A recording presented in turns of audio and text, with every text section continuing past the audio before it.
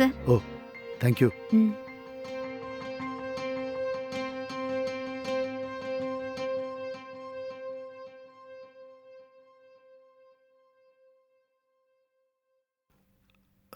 One minute.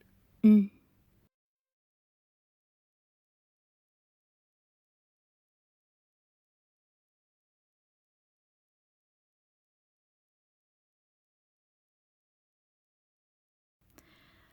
என்ன interview எடுக்கிறதுனால யாருக்கு என்ன பிரயோஜனம் சார்? இந்த இன்டர்வியூ பார்த்து உங்களை மாதிரி இருக்கிற பொண்ணுங்களோ இல்ல உங்க வாடிக்கையாளர்கள்ல யாரோ ஒருத்தரோ இந்த இன்டர்வியூ மூலமா திருந்துனா அது இந்த இன்டர்வியூக்கான சக்சஸ்ன்னு நான் நினைக்கிறேன். சரி சார். என்னை பத்தி ஏதோ தெரிஞ்சுக்கணும்னு சொன்னீங்களாமே, என்ன சார்? என்ன தெரிஞ்சுக்கணும் சொல்லுங்க. நீங்க எத்தனை வருஷமா இந்த தொழில இருக்கீங்க? இந்த தொழிலுக்கு நீங்க வர்றதுக்கான காரணம் என்னன்னு தெரிஞ்சுக்கலாமா? மதுரை பக்கத்துல இருக்கிற ம். பூஞ்சோல தான் என் சொந்த ஊரு. அப்பா ரைஸ் மில்ல வேலை பார்த்தாரு. அம்மா வீட்டை கவனிச்சுக்கிட்டாங்க. நான் வீட்டுக்கு ஒரே பொண்ணு. என்ன நல்ல பாதுகாப்பா பாசமா தான் வளர்த்தாங்க. எங்க ஊர்ல இருக்கிற கவர்மெண்ட் கேர்ள்ஸ் ஸ்கூல்ல நான் 10th படிச்சுட்டு இருந்தேன். திடீர்னு ஒரு நாள் எங்க அம்மாவுக்கு உடம்பு சரியில்லாம போயிடுச்சு. ஊர்ல இருக்கிற ஹாஸ்பிட்டல்ல ஒரு வாரம் ட்ரீட்மெண்ட் கொடுத்தாங்க. ஆனா எங்க அம்மாவை காப்பாத்த முடியல. எங்க அம்மாவோட இழப்ப எங்க அப்பாவால தாங்கிக்க முடியல. ஒரு மாசத்துக்கு மேல வேலைக்கு போகாம யார்கிட்டயும் பேசாம சரியா சாப்பிடாம இருந்தாரு. இப்படியே இருந்தா எங்க அப்பாவுக்கும் ஏதாவது பிரச்சனை ஆயிடுமோன்னு பயந்தேன். எங்க அப்பாவோட சொந்தக்காரங்க அவருக்கு இன்னொரு கல்யாணம் பண்ணி வச்சாங்க. 2வது கல்யாணம் பண்ணி வச்சா அவரு லைஃப் மாறும்னு பார்த்தா என் லைஃப் தான் முழுசா மாறி போயிடுச்சு. என் சித்தி கொடுமை. என்னோட சின்ன வயசுல இருந்து கவர்மெண்ட் எக்ஸாம் எழுதி ஏதாவது கவர்மெண்ட் வேலைக்கு போகணும்னு ஆசை. ஆனா என் சித்தி 10ஆம் கிளாஸ்க்கு அப்புறம் என்னை பள்ளிக்கூடத்துக்கே அனுப்பல. காலையில 5 மணிக்கு எந்திரிச்சா ராத்திரி 12 மணி ஆனாலும் தூங்க முடியாது. அவ்வளோ வேலை எனக்கு என் சித்தி சொல்லிக்கிட்டே இருப்பாங்க. என் அப்பாவும் சித்தியோட பேச்ச மறுத்து பேசவே மாட்டாரு. என் வீட்டுல இருக்கவே எனக்கு உடம்பு கூசுச்சு. அப்படியே 3 வருஷம் போயிடுச்சு. திடீர்னு ஒரு நாள் என் அப்பா வேலை பார்த்த ரைஸ் மில்ல மூடிட்டாங்க. என் அப்பாவோட வருமானம் கட்டானதுனால கடன் தொல்லையும் அதிகமாயிடுச்சு. அதனால என் சித்தி என்ன ஒரு கார்மெண்ட்ஸ்ல வேலைக்கு சேர்த்து விட்டாங்க. அதுக்கப்புறம் நான் ஒரு நாள் கூட வீட்டுல நிம்மதியா தூங்குனதே கிடையாது. வீட்டு வேலை கார்மெண்ட்ஸ் வேலைன்னு ஒரு நாளுங்கிறத எனக்கு 1 மணி நேரம் மாதிரி போக ஆரம்பிச்சுத. அப்பதான் அந்த கார்மெண்ட்ஸ்ல வேலை செஞ்சுட்டு இருந்த சந்துரு என்ன விரும்புறதா சொன்னாரு. எனக்கும் அவரை பிடிச்சிருந்துச்சு. எங்க வீட்டுல நான் படுற கஷ்டத்தை பார்த்து என்னை வீட்டு விட்டு வர சொன்னா. நானும் அவனை நம்பி போனேன். 2 பேரும் ஒரு கோயில்ல கல்யாணம் பண்ணோம். எங்க கையில இருந்த பணத்தை வச்சு சின்னதா வீடு ஒண்ணு வாடகைக்கு எடுத்தோம். ஆனா அதுவும் ரொம்ப நாள் நீடிக்கல. 1 மாசம் குடும்பம் நடத்திட்டு திடீர்னு சந்துரு என்ன தனியா விட்டுட்டு போயிட்டா.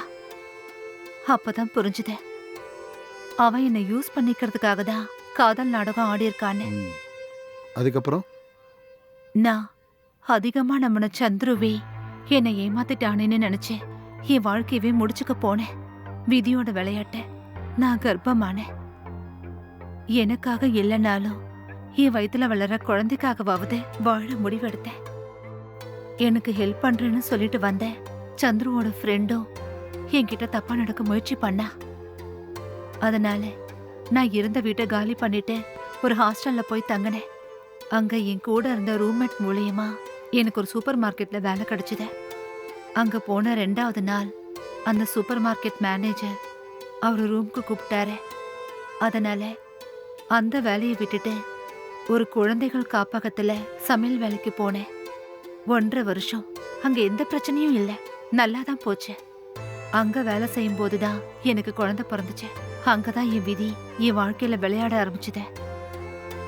அந்த காப்பகத்தை நடத்திட்டு வந்த ஜானகி அம்மா உடம்பு சரியில்லாம அவங்களும் போய் சேர்ந்துட்டாங்க. அதுக்கப்புறம் அந்த காப்பகம் முழுசும் அவங்க புருஷன் கண்ட்ரோலுக்கு போயிடுச்சு. அதனால அவரும் என்கிட்ட தப்பா நடந்துக்க முயற்சி பண்ணாரு. அதனால அந்த காப்பகத்தை விட்டு வந்தேன். தனியா ஒரு வீடு வாடகைக்கு எடுத்து தங்கி இருந்தேன். குழந்தைய தனியா விட்டுட்டு எங்கேயும் வேலைக்கு போக முடியல. கையில இருந்த பணமும் காலியாயிடுச்சு. திடீர்னு குழந்தைக்கு உடம்பு முடியல. ஹாஸ்பிட்டல் செலவுக்கு கூட பணம் இல்லாம தவிச்சேன். எனக்கு தெரிஞ்ச நிறைய பேர்கிட்ட பணம் கேட்டும் கிடைக்கல. என் மானமா குழந்தையோட உயிராங்கிற கேள்வியில எனக்கு என் குழந்தையோட உயிர் தான் பெருசா பட்டுச்சு. கடைசியில வேற வழியே இல்லாம என் குழந்தையோட உயிரை காப்பாத்துறதுக்காக இந்த தொழிலுக்கு நான் வர வேண்டியதா போயிடுச்சு. என்னதான் தேவைக்காக இந்த தொழிலுக்கு வந்தாலும் இந்த சமுதாயம் எனக்கு வச்ச பேரு.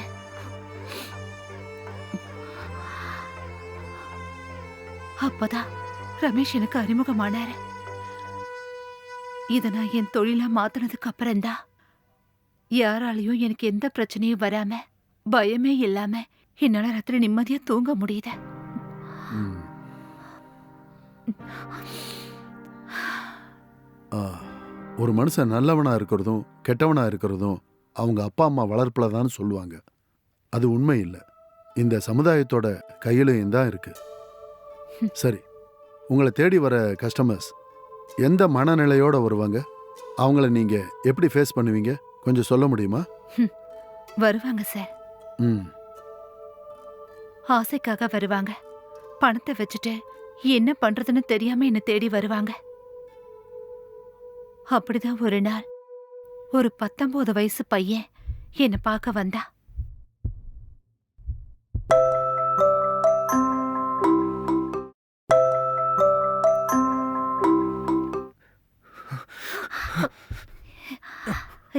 அது யார் பண்ணி நான் வந்து என்ன வேணும்? அவரு சொல்லி தான் வந்தேன் மேடம். ஹலோ சொல்லுங்கண்ணா. கஸ்டமர் வந்துட்டாரம்மா. இல்லண்ணா, ஒரு சின்ன பையன்தான் வந்திருக்கான். என்ன பிரச்சனைன்னு தெரியல. சரி, நான் அவனை பேசி அனுப்பி விட்டுட்டு அப்புறம் உங்களுக்கு கால் பண்றேன். அதுக்கப்புறமா நீங்க கஸ்டமர் அனுப்புங்க. ஐயோ போனா அந்த சின்ன பையன் தான் கஸ்டமரே. பார்த்து நல்லபடியா கவனிச்சு அமுச்சு விடு. சரியா? வச்சிடறேன். ஆண்டி, ரமேஷ் சார் தான் அமிச்சார் ஆண்டி.